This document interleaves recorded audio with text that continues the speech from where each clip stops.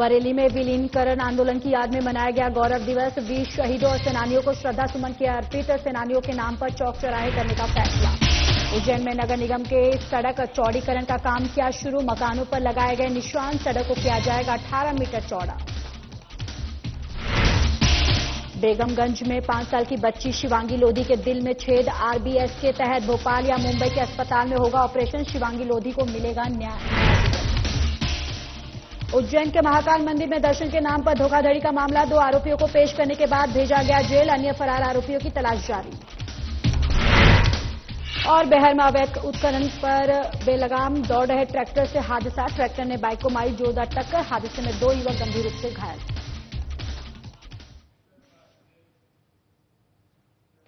नमस्कार, बहुत स्वागत है आप सभी का हमारे इस खास बुलेटिन में। मैं हूं आपके साथ ज्योति यादव। चलिए बुलेटिन की शुरुआत करते हैं। बरेली में नगर परिषद की ओर से नगर परिषद कार्यालय में 6 जनवरी को उत्साह के साथ नगर का गौरव दिवस मनाया गया। इस अवसर पर जनता, जनप्रतिनिधियों और प्रशासनिक अधिकारियों ने शहीद स्मारक पहुंचकर शहीदों और सेनानियों को श्रद्धा सुमन अर्पित किए।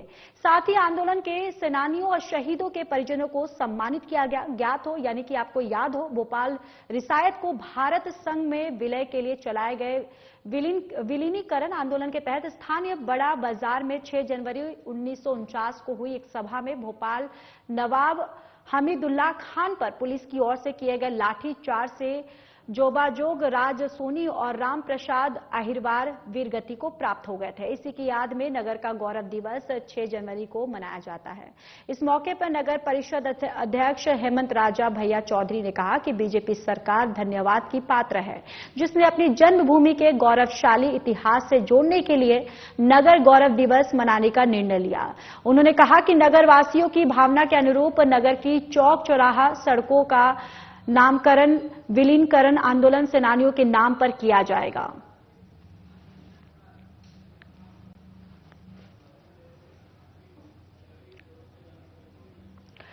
राष्ट्रीय यादव शक्ति संगठन की महत्वपूर्ण बैठक इंदौर में संपन्न हुई। इस बैठक में रायसेन जिले के ऊर्जावान जिला अध्यक्ष राजा भैया यादव को संगठन का युवा प्रदेश अध्यक्ष नियुक्त किया गया। राष्ट्रीय अध्यक्ष राजकुमार यादव ने राजा भैया के पिछले 5 साल के कार्यकाल की तारीफ की और कहा कि वे प्रदेश स्तर पर भी संगठन को नई ऊंचाइयों तक ले जाएंगे। राजा भैया को प्रदेश की कमान सौंपते हुए राजकुमार यादव समेत बैठक में मौजूद कार्यकर्ताओं ने उनके उज्जवल भविष्य की कामना की। इस अवसर पर संगठन के कई वरिष्ठ नेता और कार्यकर्ता मौजूद थे। राष्ट्रीय अध्यक्ष ने बताया ये नियुक्ति राष्ट्रीय यादव शक्ति संगठन के लिए एक महत्वपूर्ण कदम है, जो प्रदेश में संगठन की मजबूती को बढ़ावा देगी।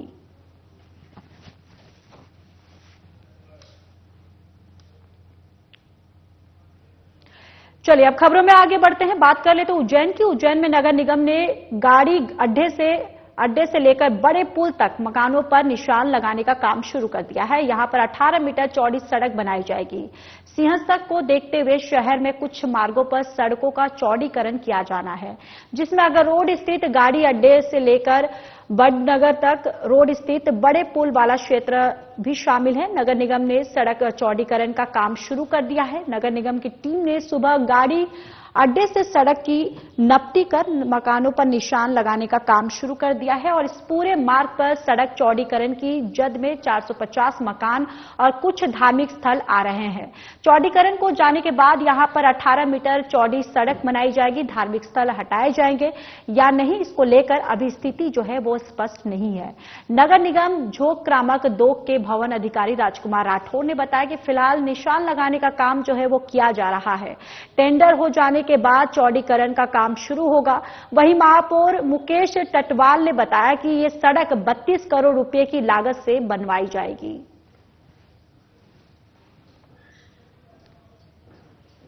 इनमें आगामी सिंहस्थ को लेकर के सड़कों का चौड़ीकरण का काम प्रारंभ हो गया है।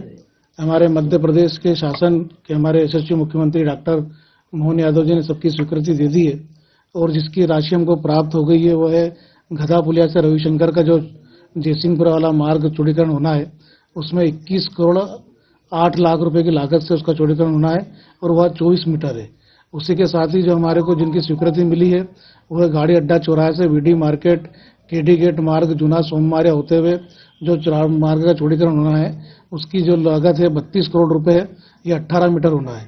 एक हमारा जो मार्ग जो चौड़ा होना है तेलीवाड़ा ढाबा रोड छोटी पुलिया होते हुए बीडी मार्केट तक जो आएगा, उसकी जो लागत है 26 करोड़ 86 लाख रुपए है और यह 15 मीटर होना है। एक हमारा जो चौड़ीकरण होना खजूर वाली मस्जिद से लेकर के अब्दालपुरा रविन्द्रनाथ टैगोर मार्ग जीवाजीगंज थाने के होते हुए गणेश चौक तक जो जाएगा, इसकी लागत 9 करोड़ 80 लाख रुपए है और इसका जो चौड़े होना है 15 मीटर उसका वो मार्ग है। इसी प्रकार से हमारे जो निकास से कंठाल वाला जो मार्ग है चौड़ीकरण के लिए, इसकी जो लागत है वो 6 करोड़ 57 लाख है और यह भी 15 मीटर होना है। एक हमारा जो कोयला फाटक चौराहे से लेकर के छतरी चौक गोपाल मंदिर तक का जो हमारा चौड़ीकरण होना है, यह भी 15 मीटर है और इसकी जो राशि लगने वाली है वो 15 करोड़ रुपए है। महापौर जी, कब तक काम शुरू हो चुकने की दिनांक? इन सारे कामों का हमने अभी निशान लगाने का काम प्रारंभ कर दिया है। इसका 1 माह के अंदर टेंडर और सारी प्रोसेस इसका हो जाएगा। अगले माह से संभवतः हम सड़कों का निर्माण कार्य हम प्रारंभ कर देंगे। रोड चौड़ीकरण का कार्य स्टार्ट हुआ है, तो हम इसमें अभी आज रोड की सेंटर लाइन मार्क करना स्टार्ट की है हमने।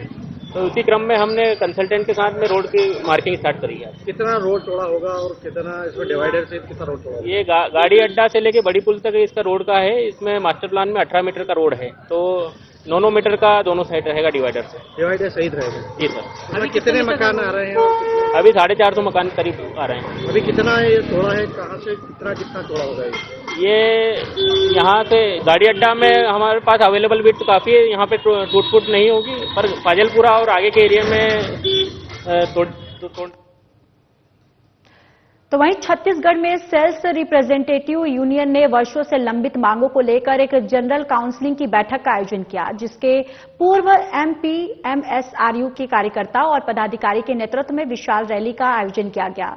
रैली में करीब 2000 मेडिकल सेल्स रिप्रेजेंटेटिव शामिल हुए और एमपीएमएसआरयू की ओर से आयोजित जनरल काउंसलिंग का महत्वपूर्ण उद्देश्य सेल्स के नाम पर दमन का विरोध, नौकरी और श्रम कानूनों पर हो रहे हमलों का प्रतिरोध, एसपीई एक्ट की बहाली और डिजिटल अटैक की ओर से मेडिकल और सेल्स रिप्रेजेंटेटिव का उत्पीड़न बंद करना है। यूनियन की जनरल काउंसलिंग मीटिंग की प्रमुख मांगे दवाओं के दाम का कम करना और दवा उद्योग में कालाबाजारी, भ्रष्टाचार और अनैतिक व्यापार और मार्केटिंग पर रोक लगाना, दवाइयों पर चिकित्सा उपकरणों को जीएसटी मुक्त करना, दवाइयां 8 घंटे काम का नोटिफिकेशन जारी हो इत्यादि मांगे जो हैं वो रही हैं।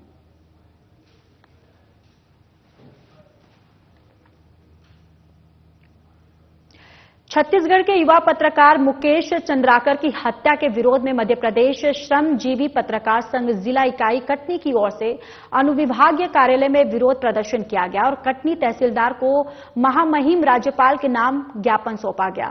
ज्ञापन के माध्यम से पत्रकार सुरक्षा कानून लागू करने, हत्या के आरोपियों को फांसी की सजा दिए जाने और पीड़ित परिवार को 1 करोड़ रुपए की सहायता राशि प्रदान किए जाने की मांग की गई। संघ के जिलाध्यक्ष ने कहा कि पत्रकार मुकेश चंद्राकर को सच को सामने लाने की कीमत जो है अपनी जान देकर चुकानी पड़ी। आपको बताते चले कि मुकेश चंद्राकर ने भूमाफिया के खिलाफ मुहिम छेड़ रखी थी।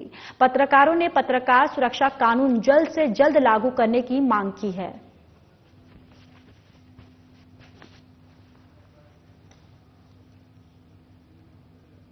गुना कलेक्टर डॉक्टर सत्येंद्र सिंह के निर्देशन में जिले के 4 अलग अलग अवैध उत्खनन की लगातार मिल रही शिकायतों को तुरंत कलेक्टर डॉक्टर सिंह ने अपने संज्ञान में लिया है और सख्त रुख अपनाते हुए राजस्व विभाग, खनिज विभाग और पुलिस विभाग की विशेष टीम ने मौके पर पहुंचकर कार्रवाई की है। इस दौरान ग्राम भमावद तहसील कुंभराज में पार्वती नदी पर चल रहे अवैध उत्खनन को लेकर मौके पर एसडीएम चांचौड़ा रवि मालवीय और एसडीएम राघवगढ़ विकास कुमार आनंद की ओर से दलबल के साथ संयुक्त रूप से कार्रवाई की गई, जिसमें 3 भरे ट्रैक्टर, 17 खाली ट्रैक्टर सहित 1 पॉकलेन मशीन को जब्त किया गया।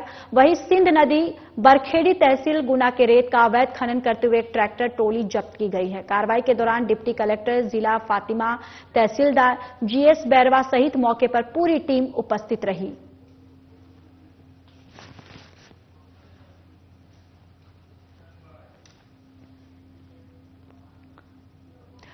मुख्यमंत्री हो या फिर जिला प्रशासन, अवैध कॉलोनी पर सख्ती से कार्रवाई करने की बात महज एक दिखावा ही लगती है, क्योंकि इंदौर जिले की दोपलपुर तहसील की ग्राम पंचायत काली बिल्लौद इसका जीवित उदाहरण है, यानी एक जीता जाता एग्जाम्पल है।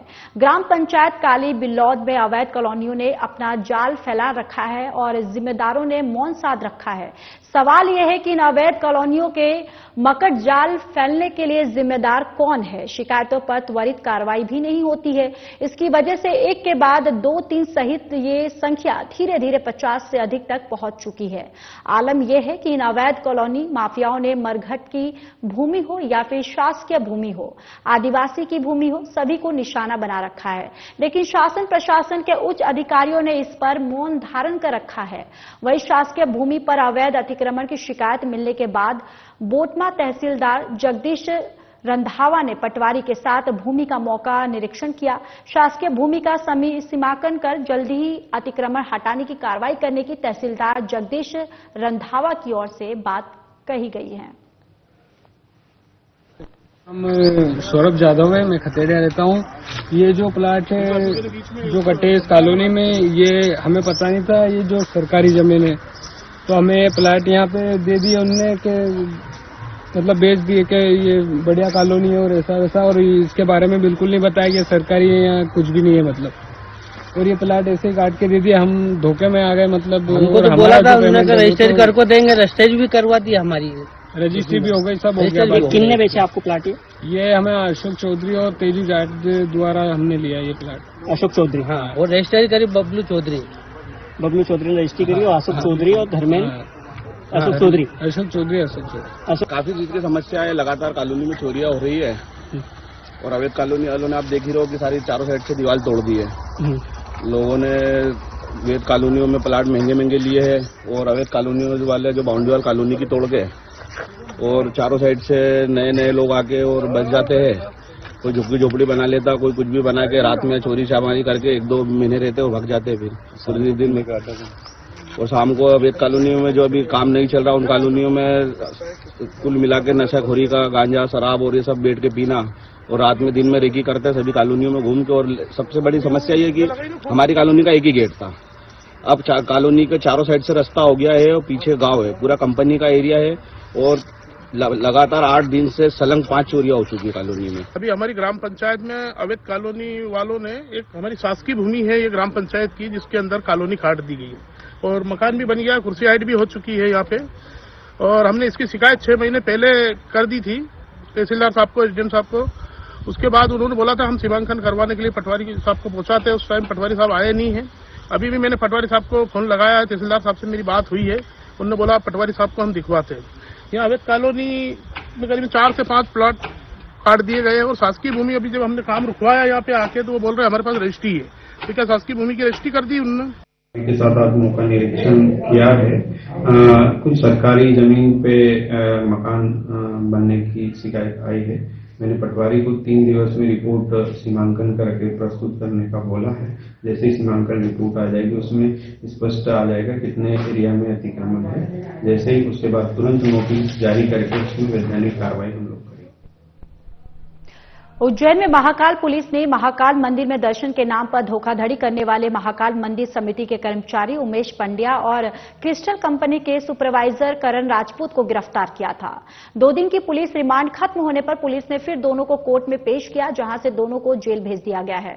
आपको जानकारी देते चले कि अभी तक इस मामले में 10 आरोपी गिरफ्तार हो चुके हैं जो जेल में बंद है। थाना प्रभारी नरेंद्र सिंह परिहार ने बताया कि 4 आरोपी फिलहाल फरार है, जिनकी तलाश की जा रही है।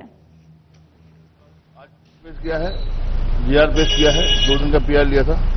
पूछताछ में कुछ नहीं बताया।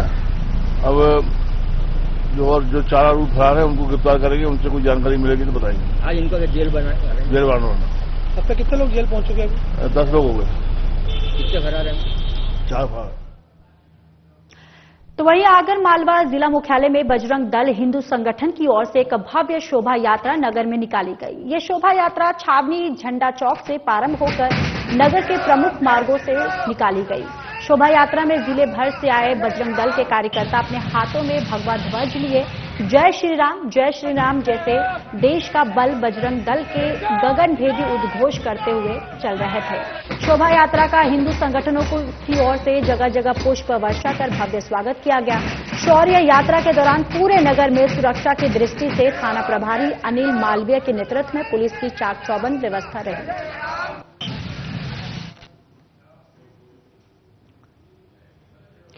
रायसेन जिले के बेगमगंज में एक 5 साल की बच्ची शिवांगी लोधी के दिल में छेद होने का पता चला है। राष्ट्रीय बाल स्वास्थ्य कार्यक्रम के तहत डॉक्टर बबलू साहू ने शाहपुर सुल्तानपुर आंगनबाड़ी केंद्र पर बच्चों की जांच की, जिसमें शिवांगी की बीमारी का पता चला। शिवांगी के दिल का ऑपरेशन आरबीएस के तहत भोपाल या मुंबई के अस्पताल में होगा और ऑपरेशन के बाद शिवांगी को नया जीवन मिलेगा।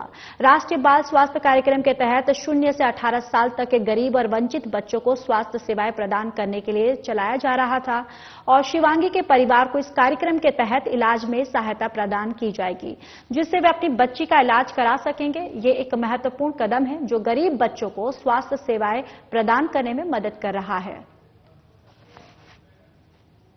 दिनांक 3/1/2025 को शाहपुर सुल्तानपुर की आंगनबाड़ी में सभी बच्चों का स्वास्थ्य परीक्षण किया गया, जिसमें एक बच्ची शिवांगी लोधी जिसके दिल में छेद पाया गया है।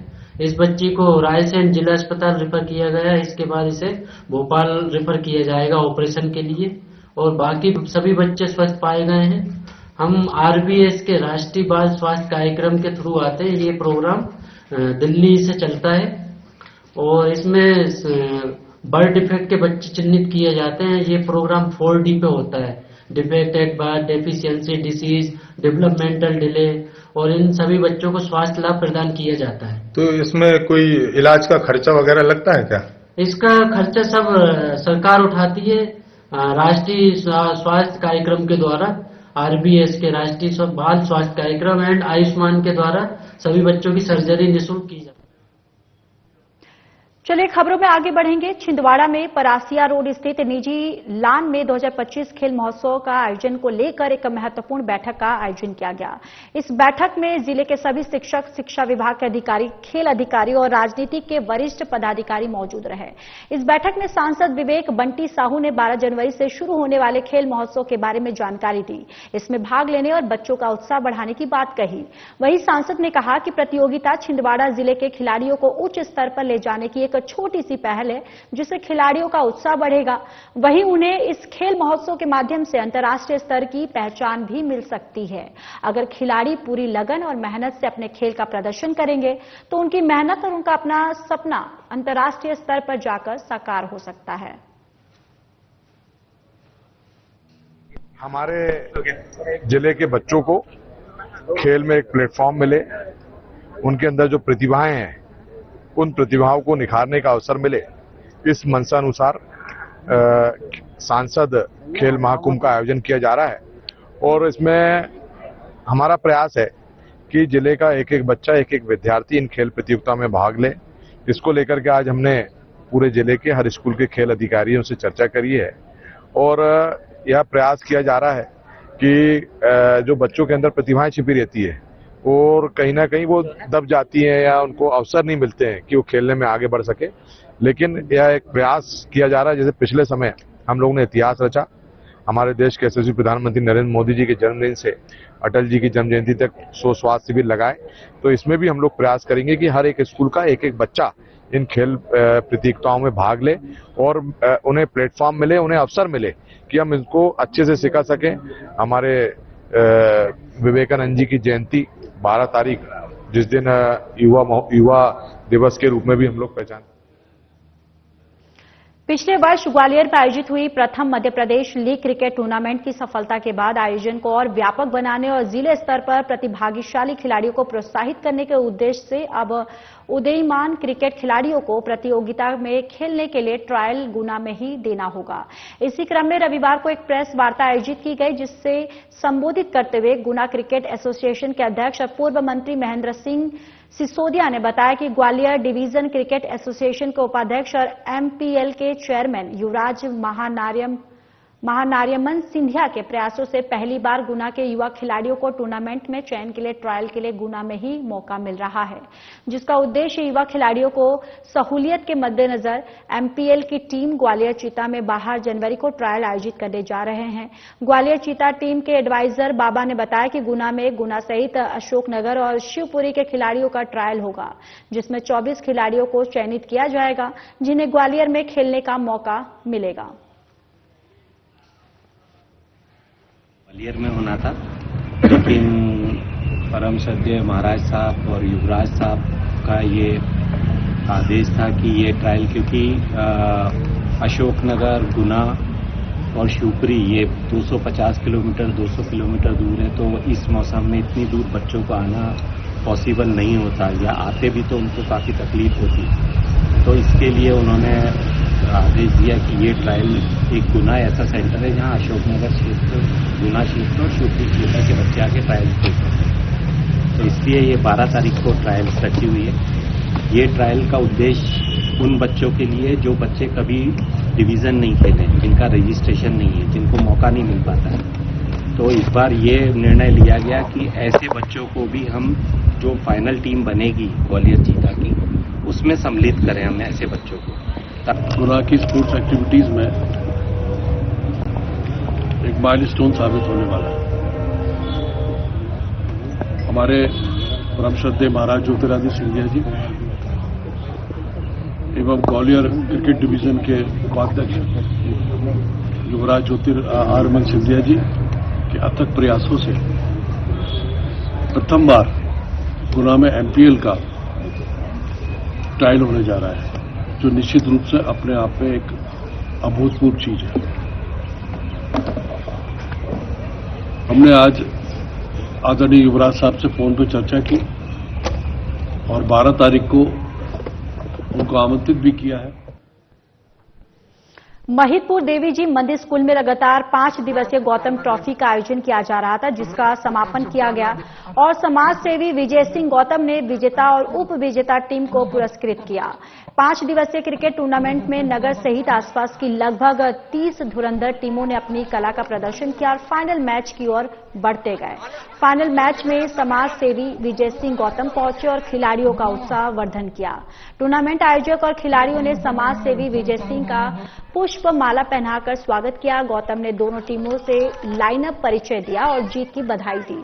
साथ ही टॉस करवाकर टीमों को बैट शुरू करने का कहा और क्रिकेट पिच पर गौतम ने दो हाथ भी आजमाए। और वहीं फाइनल मैच के लिए विजय सिंह गौतम के समर्थक और कार्यकर्ताओं ने मैच का आनंद लिया और विजेता टीम और उप विजेता टीम को नगद पुरस्कार के साथ ट्रॉफी देकर पुरस्कृत किया। देखिए पहले तो मैं बधाई देना चाहता हूं महिदपुर को, महिदपुर के उन बालकों को जिन लोगों ने 5 दिन तक लगातार यहां पे विभिन्न टीमों ने अपना प्रदर्शन किया है। आज आखिरी में यहां पिपलोन की टीम, इरफान एमजी, नागौरी 11, आज दोनों का कबले फाइनल मैच होने जा रहा है। मैं बधाई देना चाहता हूं दोनों टीमों को। पिपलोन भी हमारी मेहमान है और हमारी जो घरेलू टीम है, हमारी जो नागौरी टीम है, नागौरी 11, आज उसने आखिरी मैच जीता है। मैं प्रभु से प्रार्थना करता हूं और ये कोशिश करें सभी खेल भावना से लड़ें, खेल भावना से खेलें। क्रिकेट के जो बच्चे बहुत ज्यादा उत्सुक होते हैं, छोटे छोटे बच्चे, अभी मैं 12 से 15 साल के बच्चों का भी मैच कराने जा रहा हूं महिदपुर में, कि जहां पे छोटे बच्चे भी, इनको प्रत्येक को एक मोहल्ले में एक किट, एक उनको पूरा बैट बॉल से लेके पूरा जो स्टंप वगैरह होते हैं सब मेरी तरफ से। खबर बेहर से है, जहां ग्राम गढ़ी में रेत का अवैध उत्खनन कर तेज गति से बेलगाम दौड़ रहे ट्रैक्टर ने मोटरसाइकिल को जोरदार टक्कर मार दी। हादसे में बाइक में सवार दो लोग गंभीर रूप से घायल हो गए और वही दोनों घायलों को प्राथमिक उपचार के बाद हायर सेंटर रेफर कर दिया गया है। बताया जा रहा है कि दोनों युवकों की हालत जो है वो गंभीर है।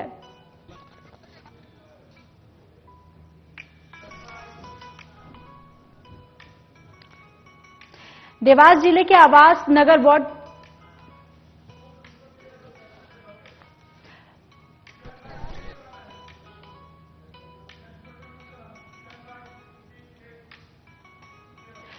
देवास जिले के आवास नगर वार्ड क्रमांक 3 की महिला बीएनपी थाने पहुंचकर वहां के निर्दलीय पार्षद पति की ओर से उनके साथ की गई अभद्रता के खिलाफ शिकायत करने की बात की पुलिस से कह रही थी और 3 वार्ड पार्षद के प्रति थाने में मौजूद महिलाओं से अभद्र व्यवहार करने लगे और इतना ही नहीं उसके द्वारा महिलाओं से गाली गलौज के साथ महिला को उठा ले जाने तक की धमकी भी दे गई। पूरी घटना थाने में लगे सीसीटीवी कैमरे में भी कैद हो गई। वहीं बीएनपी थाना पुलिस इतना सब होने के बाद भी कार्रवाई करने से बचती रही। सुनवाई नहीं होने पर महिला ने एसपी से शिकायत की, जिस पर पुलिस अधीक्षक ने उन्हें निश्चित रूप से शिकायत दर्ज कराने का आश्वासन दिया, फिर भी शिकायत दर्ज नहीं हुई।